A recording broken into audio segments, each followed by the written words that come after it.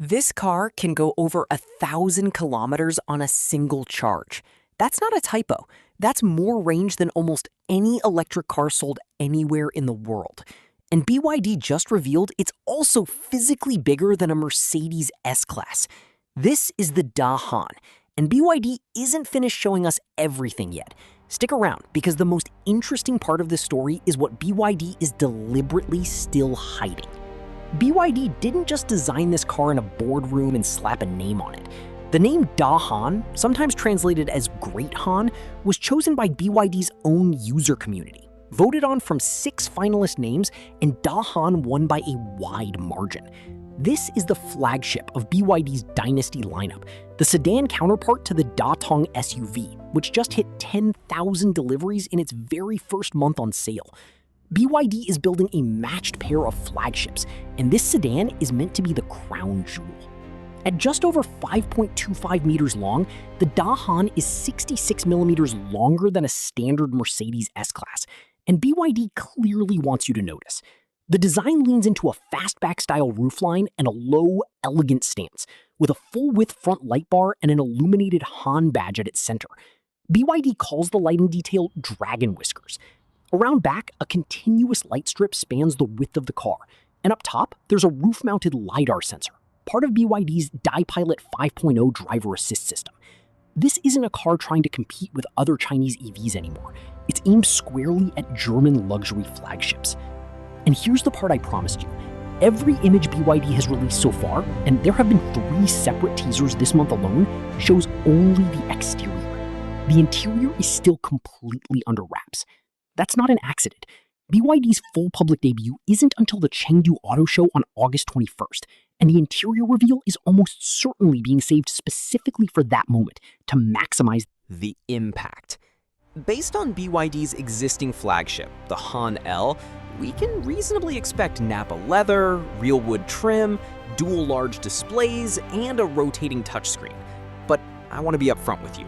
None of that is confirmed for the Dahan specifically yet. We're going to find out together next month. Here's where the Dahan gets genuinely impressive. The rear-wheel drive version makes 496 horsepower and claims up to 1,008 kilometers of range under China's CLTC test cycle. That's 626 miles. Step up to the dual-motor all-wheel drive version, and power jumps to 764 horsepower with a top speed of 270 kilometers an hour. The range drops slightly to a still massive 880 kilometers. Both versions run on a 102 kilowatt-hour LFP blade battery, and that battery pack alone weighs over 725 kilograms, more than 30% of the entire car's weight. There's also a plug-in hybrid version coming, for buyers who still want a gas backup, with nearly 300 miles of electric-only range. Now, I have to be straight with you about that range number because it matters. CLTC, China's testing standard, is known to be more generous than the WLTP standard used in Europe, and significantly more generous than the EPA standard used in the US. A car rated for 1,008 kilometers under CLTC would almost certainly show a meaningfully lower number under EPA testing. Likely still excellent, but probably not breaking 600 miles in real-world American conditions. That doesn't make the number fake. It makes it a number you need context for before you get too excited. Step back for a second.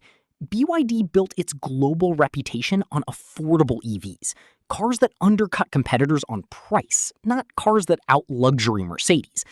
The Dahan is BYD saying out loud, that era is over. A company most Western car buyers associate with budget electric vehicles just built something explicitly sized and spec'd to beat a Mercedes flagship on paper. Whether it actually can once you sit inside it, which, remember, none of us have seen yet, is still an open question. But the ambition alone tells you where BYD thinks the entire EV industry is heading. The Dahan makes its full public debut at the Chengdu Auto Show on August 21st, interior and all, and I'll be covering it in detail the moment it happens. So here's my question for you. Does a bigger range number and a bigger body actually make this a better flagship than an S-Class? Or is BYD just chasing spec sheet bragging rights while Mercedes still wins on the details we haven't seen yet? Tell me honestly in the comments. Subscribe now because when that interior drops in August, you'll want to be here for it first.